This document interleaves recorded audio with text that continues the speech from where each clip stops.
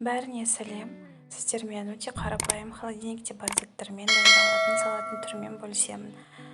Бізге керегі соломка қылып туралған капуста, жуа, копченая колбаса және бір дана қияр. Барлығын соломка қылып тураймыз.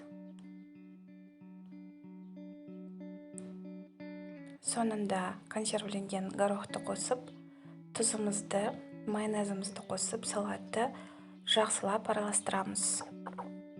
Өте тез дайындалады, ешқандай затты қажет етпейді.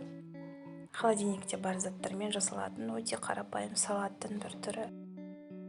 Видеоны соңына дейін қарасаңыздар, каналға подписка жасауды ұмытпаңыздар. Ас болсын.